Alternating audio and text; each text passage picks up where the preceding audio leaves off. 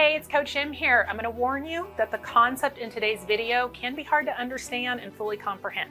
But I guarantee you that if you can start to become more aware of this concept and follow the steps that I'm going to outline for you, it will not only change your relationship with your child for the better, but it will shift your relationship with yourself as well. Coming up.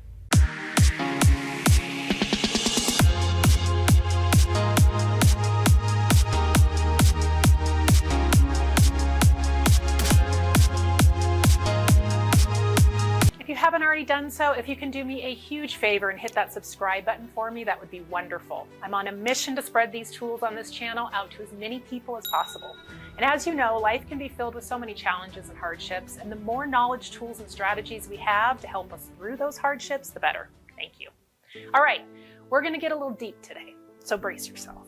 I call this concept the mirror. Basically, in a nutshell, if you are not enjoying an experience with your child, meaning your teenager isn't listening to you, isn't doing what you think they should, or you start to feel frustrated, annoyed, mad, or angry, it's because your child is mirroring a part of you to yourself.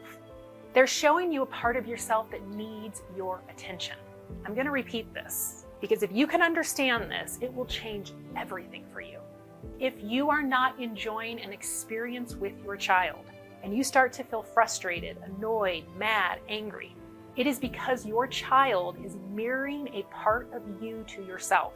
It's showing you a part of yourself that needs your attention. Remember, your emotions are never about the actual behavior or situation you're experiencing. We tend to think that if our teen is acting out, being defiant, disrespectful, not taking our advice, not motivated to do well in school, that our anger and frustration is because of how our teenager is making us feel. But you and I both know that no one can make you feel anything. Your emotions don't come from situations themselves. They come from your thoughts and beliefs about those situations. If you want more information on this, you can check out this video here, and it's in the description as well. So when you find yourself triggered by uncomfortable emotions by your teen's behavior, take a moment to see the mirror that they are holding up for you. The behavior is triggering something within you, and it's your job to discover what that emotion is trying to teach you about yourself.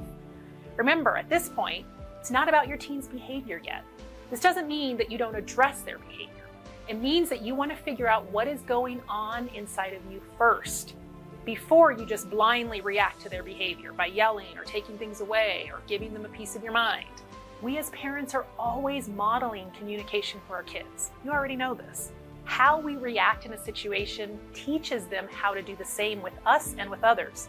Again, you know this intellectually, but how often are you really practicing it? When you can stop seeing only the behavior of your teen as something bad or wrong, and instead get really curious about the emotions that you're feeling in that moment, which means becoming inquisitive as to why you are triggered, then all of a sudden, you'll find an opening to yourself, to your beliefs, your thoughts, your fears.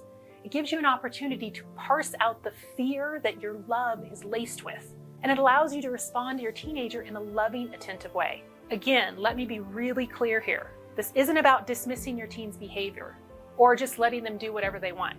This is about getting a handle on your internal wounds that are preventing you from being the parent your child needs. It's preventing you from having the heart-to-heart connection, the vulnerable conversations with your teen that actually help them to feel seen, heard, and valued. It's preventing you from being the true guide that your child needs and deserves. Parenting is tricky because oftentimes we think we're doing everything for our children out of love. But when we become more self-aware, more willing to look within at our own trauma, whether it's small trauma or big trauma, all of a sudden we can start to see where fear has consumed our unconditional love. Where it's no longer about the child's mental, emotional, and physical needs. It's about us, our agenda, our desire for a child to be what we want them to be, and to behave the way we think they should. I know this concept can be hard to understand and grasp, but I really want this to sink in. Every time you are triggered with uncomfortable emotions about your teen's behavior, their behavior is exposing you to a part of yourself, and it needs your attention. A part of yourself that needs to be addressed and healed, that honestly you may not have ever seen if it weren't for your teen's behavior. When you hear people talk about doing the inner work, this is exactly what they're talking about. And our children are the perfect mirrors to help us discover more of ourselves and help us to become better parents. Now, I want you to understand this does not mean that your triggered feelings are invalid. doesn't mean that at all. It means they're showing up for a very specific reason, to teach you something about yourself. By identifying the triggered emotions, honoring them by processing through them, you'll discover why you had them in the first place. The key is honoring the emotion that's presenting itself in that moment. Whether it's anger, irritation, annoyance, you're experiencing these emotions because of something within you. Now, sometimes it's because our teens' behavior goes against our values, so that's why we're triggered. And sometimes their behavior is showing us our own belief that we have of us not feeling significant, valued, or worthy, which typically started for us in childhood.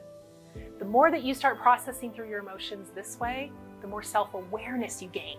And that, my friend, is what shifts the relationship with your teenager. Eventually, you won't become so triggered by their behavior that you just react by yelling or talking down to them or shunning them or ignoring them. You'll be able to respond to them not only the way you want to, but the way they need you to.